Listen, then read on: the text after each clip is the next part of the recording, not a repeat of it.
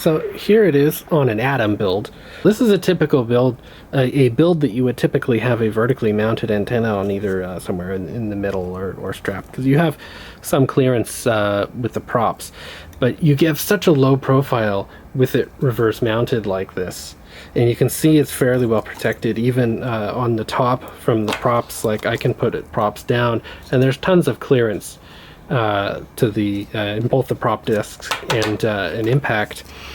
And even without the battery on the bottom, this is an underslung battery setup. I can push the bottom down and it's not really contacting. You know, you can see I've got a bit of rocking before the antenna hits the floor there.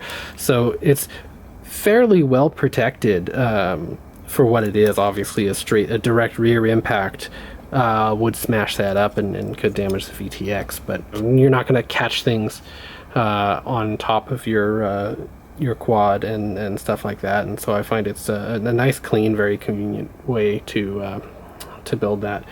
Here it is installed on, this is my earliest prototype hex, so it's particularly messy, but this does give you an example. Here a vertically mounted antenna is a lot more difficult because the props are a lot closer on the tail, but I happen to have cutouts along the arm here, and you can see this gives me room to strap down that antenna to the body of the quad and provide quite a bit more support. In the case that this does impact something, it's a lot less likely to damage the VTX in that way. So this is definitely a way that you can use to help protect that, even though you've got the rear mount and you don't have an extra, you use an extra bulkhead and on a top plate or something like that.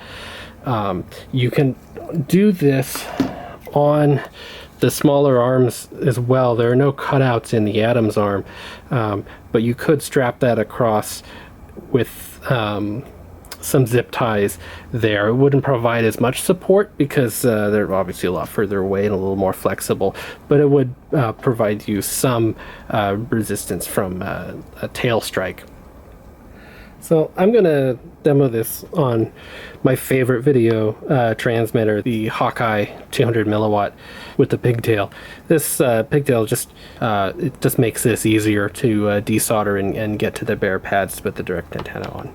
The antenna that I'm going to use is the regular MOA semi-rigid one. This is just a decent antenna. It's nothing amazing to write home about, but you can get them for fairly cheap, so they're nice for cutting up and doing projects with.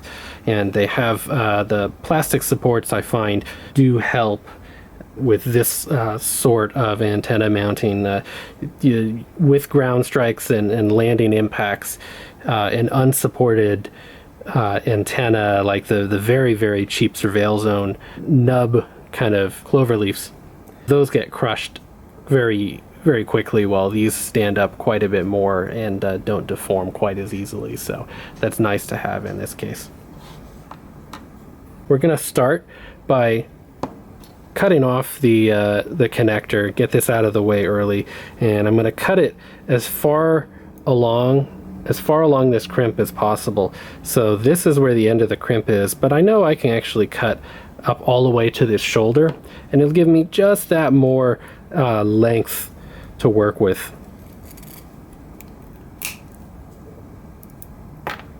And there is a little brass ring there from the crimp, so I can just kind of pull on that like pliers and free that. The heat shrink just peels off. And just kind of get us back to a round coax there at the end. We want about 11.5 millimeters exposed on the outer shield, 6 millimeter shield, and a 2 millimeter inner dielectric. That'll leave us with just a couple millimeters on the end, hopefully a little longer, that we can bend down to make contact and then just trim to length as needed. So I'm going to start just very roughly.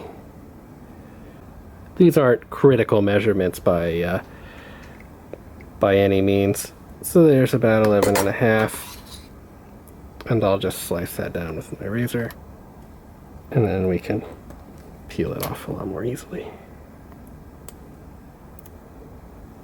Now I want 6 millimeters, and I'm going to use my flush cuts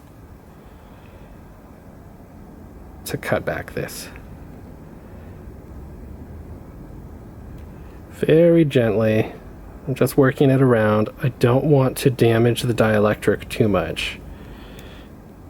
And similar to the other, I can just cut along the edge and it'll give us a little peel point.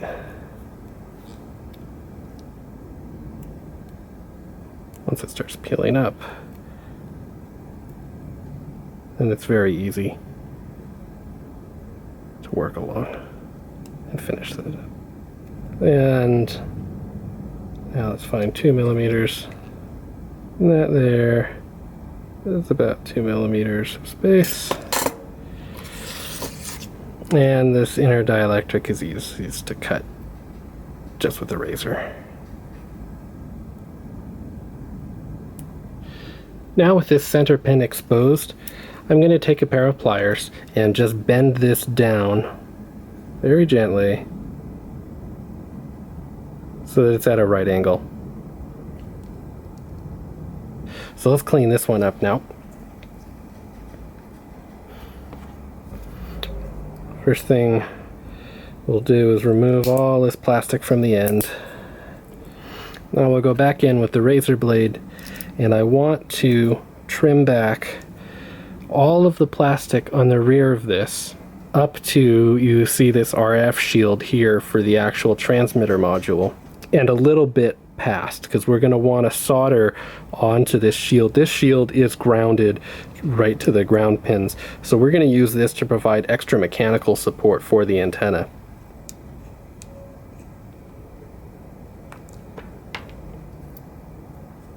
There, that's pretty good.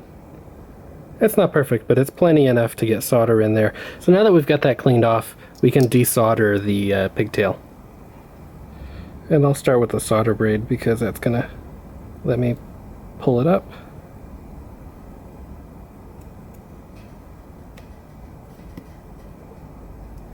And then I can touch in on the center conductor. Now I'm just gonna dress these two solder pads, both the grounds on the side, get rid of some of that excess, and then just touch off that center. So now we can see how this is going to go together. I've got all of this shield exposed, and this is going to go all the way up and touch just this one pin.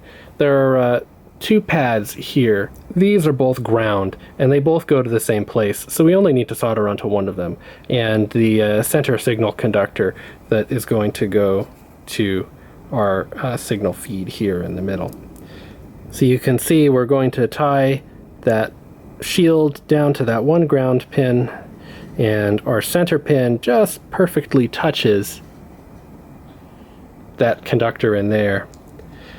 And then we'll run a little bead of solder up here on the top to the shield, and you can see that pin is just a little too long and it's kind of getting in the way.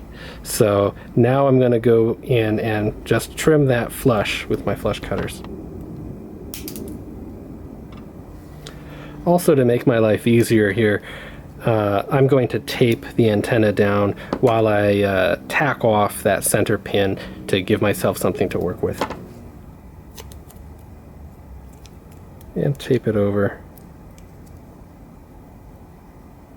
Now I'm going to get a good tin my tip and just touch it in there on that signal pin.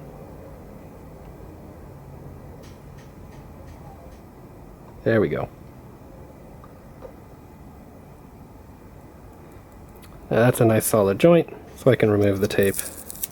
Being very gentle not to knock it. It's not a very strong joint because it's just that one little pin, but that'll be plenty enough for us to go in and finish up the rest. Now to start with the most difficult part, I'm going to put a little tack of solder on this ground pin underneath the shield, and I'm going to have to flow a good bit of solder in there to help make that make contact. So I'm just going to come at it from this side and push solder from the opposite. There's a bit of a gap, but if I can get a solder blob on there and touch the solder that I tinned earlier, then it'll close up.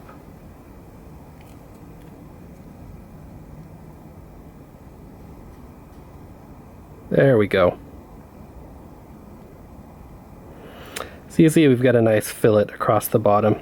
And importantly, this is not bridging across to that center signal pin. Now that's in place, and you could use this like this, but it doesn't have a ton of mechanical support. And if you knock this antenna, because we're not actually mounting it across on a bulkhead or stuff, this is likely to rip off. So I'm going to solder across this top of the shield to this metal RF shield just to give it that additional support.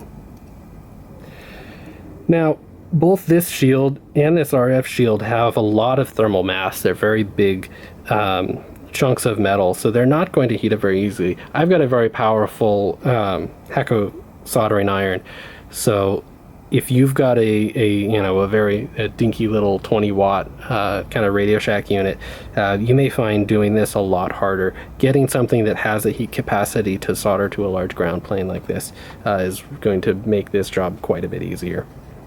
It's also not super clean. I didn't bother cleaning it. I should have before I started, so I'm going to really want to get my rosin core in there to break the oxide and get the solder to flow across both things. You don't want a cold solder joint, not because we're using this for electrical connection, but a cold solder joint is one that's going to break easy. And, well, this is for mechanical support, so we don't want it to break.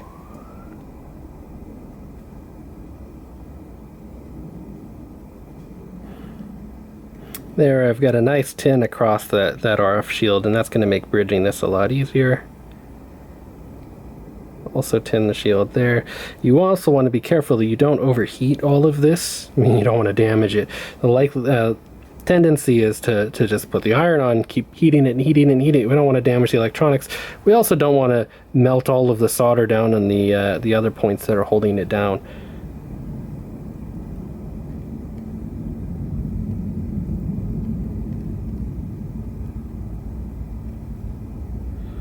There, a nice little solder bead, and we can see it wets cleanly on both sides, so that's perfect. So we can see that provides a lot of extra strength there. Now obviously you can still rip the RF shield off, but that's going to help a lot more than just the two little solder tacks on there. So the last thing to do is, you don't want it sticking straight out the back. You can see on the Atom build, it is curved down. So in order to do that, I'm keeping my dip switches up so I can get to them easily, and make sure to hold this. We don't want to stress our new solder joint, and then I just very gently with a pair of pliers grab in a couple places and tease it down at a slight bend. Again, I'm not cranking against that solder joint. I'm supporting this coax with my hands and bending against the coax itself on my connection. And then this will tweak once it's actually on the quad. It probably needs to bend in a little bit as well. And there we go. Now, because we did strip off all of this extra protective plastic, and we have all of this shield ground exposed, I'm going to want to coat this in something. You can use electrical tape to keep this, because this is going to face down, like here on the aluminum quad. You can see this face down can short out against the body, or if carbon, you can short against the carbon as well, and we don't want that. So you can cover that with electrical tape, or a Kapton tape would be better if you have it. I'm going to give it a shot of the silicone conformal coating that I use to waterproof all of my electronics. Just give it a coat to make that non-conductive.